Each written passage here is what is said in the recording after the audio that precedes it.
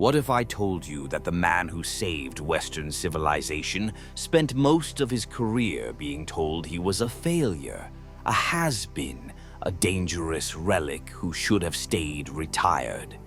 For nearly a decade before World War II, Winston Churchill was politically dead, dismissed by his own party, mocked by the press, and considered so irrelevant that his warnings about Hitler were treated as the ramblings of a washed-up warmonger.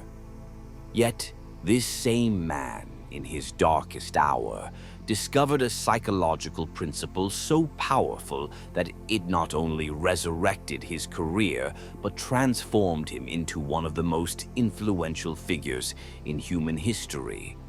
Churchill's secret wasn't luck or timing. It was his mastery of what I call adversity alchemy, the ability to transmute setbacks into strategic advantages. But this isn't some feel-good story about positive thinking. This is about understanding the dark psychology of how failure actually works, and why the people who seem most defeated are often positioning themselves for the most spectacular comebacks. Here's the counterintuitive truth that will change how you see every setback for the rest of your life. Failure isn't the opposite of success. It's compressed potential waiting to be unleashed, but only if you understand the hidden mechanics of how setbacks actually create power. Most people experience failure and contract, becoming smaller, more cautious, more afraid.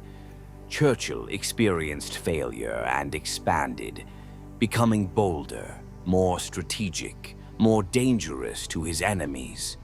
Let me paint you the picture of a man who should have been finished. By 1939, Churchill's political career was supposedly over. He'd been wrong about too many things, made too many enemies, burned too many bridges. The Gallipoli disaster in World War I had marked him as strategically incompetent. His opposition to Indian independence had marked him as a dinosaur. His warnings about German rearmament had marked him as a warmonger. Even his own conservative party wanted nothing to do with him. But here's what nobody understood at the time. Churchill wasn't failing, he was positioning. Every setback was teaching him something his more successful colleagues couldn't learn. Every mistake was building psychological muscle they didn't have. Every period of exile was giving him perspective they couldn't see. While they were playing the short game of immediate political success, he was playing the long game of historical significance. The psychology here is fascinating and completely counterintuitive. When most people experience setbacks, they become risk-averse. They start playing not to lose instead of playing to win. They become reactive instead of proactive. But Churchill did the opposite. Each failure made him more willing to take calculated risks because he'd already experienced the worst-case scenarios and survived them. This is what researchers now call antifragility, the ability to get stronger from stress rather than weaker. But Churchill discovered this principle decades before science had a name for it. He understood that setbacks create two types of people: those who become fragile and those who become anti-fragile. The fragile person tries to avoid future failures. The anti-fragile person learns to extract value from whatever failures come. Here's where it gets really interesting from a strategic perspective. Churchill's years in the political wilderness weren't wasted time, they were preparation time. While his colleagues were managing their current positions, he was studying, writing, building intellectual frameworks that would prove invaluable when crisis finally came. His setbacks had given him something his more successful peers lacked: depth, perspective, and the psychological toughness that comes from having survived genuine adversity. When September 1939 arrived and Britain declared war on Germany, something remarkable happened. The man who had been politically dead suddenly became the only man alive who seemed to understand what was happening. His warnings about Hitler, which had been dismissed as alarmist, were suddenly revealed as prophetic. His calls for rearmament, which had been ignored as warmongering, were suddenly seen as strategic necessity. But this wasn't luck or vindication. This was the natural result of a man who had used his setbacks strategically. While others were enjoying success and becoming complacent, Churchill was experiencing failure and becoming prepared. While others were playing politics as usual, he was thinking about existential threats. His failures had forced him to think bigger, deeper, and longer term than anyone else in the room.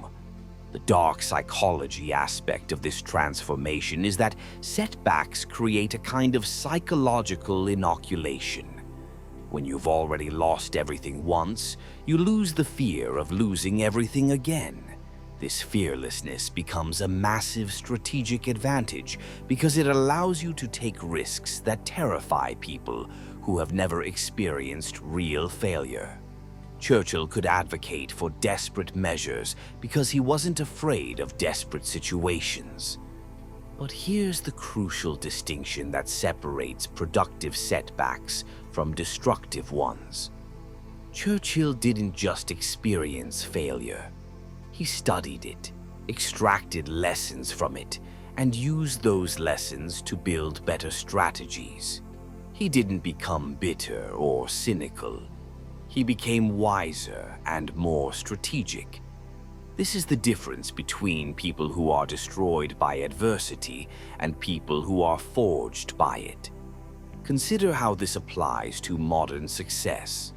Every entrepreneur who has built something significant will tell you the same story.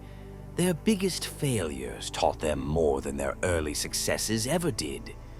The failure forces you to examine assumptions you didn't even know you had. It strips away illusions about how the world actually works. It teaches you to distinguish between what you can control and what you can't.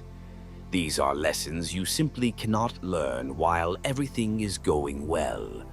The Stoics understood this principle deeply. Marcus Aurelius wrote, "Every new beginning comes from some other beginning's end." But more importantly, he understood that setbacks reveal character in ways that success never can. Success can be achieved through luck, timing, or even mediocrity. But recovering from failure requires something much rarer: genuine resilience, strategic thinking, and psychological strength. Here's your practical framework for implementing Churchill's approach to setbacks. First, when you experience failure, resist the natural urge to minimize it or explain it away. Instead, conduct what I call a failure autopsy. What exactly went wrong? What assumptions proved false? What skills were you lacking? What information did you miss? This isn't about self-punishment. It's about intelligence gathering. Second, use setbacks to build what Churchill called scar tissue. Psychological toughness that can only come from having survived real adversity. Each failure should make you slightly more willing to take calculated risks, not more afraid of them. If setbacks are making you more cautious, you're learning the wrong lessons. Third, understand that setbacks often reveal opportunities that success obscures. When Churchill was in political exile, He had time to write, study, and develop the intellectual frameworks that would prove crucial during the war. When you're not busy managing success, you can invest in building capacity for bigger success later. Fourth, learn to read setbacks as market intelligence. Churchill's political failures in the 1930s weren't just personal disappointments. They were signals about the inadequacy of conventional thinking. Your failures often indicate that you're working on problems that matter, thinking differently from the crowd, or positioning yourself ahead of the curve. Here's the advanced psychological technique that separates masters from amateurs. Learn to extract status and credibility from your setbacks themselves. Churchill didn't hide his failures. He wore them as badges of experience. When the war came, the fact that he had been right about unpopular truths gave him more credibility than if he had been conventionally successful all along. But perhaps the most powerful aspect of Churchill's approach was his understanding that setbacks create narrative tension. People are naturally drawn to comeback stories, to underdogs who prove the doubters wrong, to those who rise from the ashes. Your setbacks, properly positioned, don't just teach you. They make your eventual success more compelling to others. The key insight that transformed Churchill from a political corpse into a historical titan was this: failure is not a verdict, it's raw material. The same experiences that destroy weak people forge strong people into weapons. The same setbacks that make mediocre people cautious make exceptional people fearless. Your current setbacks aren't punishments, they're preparations. Your failures aren't endings, they're beginnings wearing disguises. Your defeats aren't evidence of inadequacy, they're opportunities for development that success can never provide. Stop treating setbacks as problems to be solved and start treating them as advantages to be leveraged. The world doesn't need more people who succeed easily. It needs more people who can succeed despite obstacles, who can turn adversity into opportunity, who can extract power from the very experiences that would crush lesser spirits. Your setbacks aren't stopping your story. They're setting up your most powerful chapters.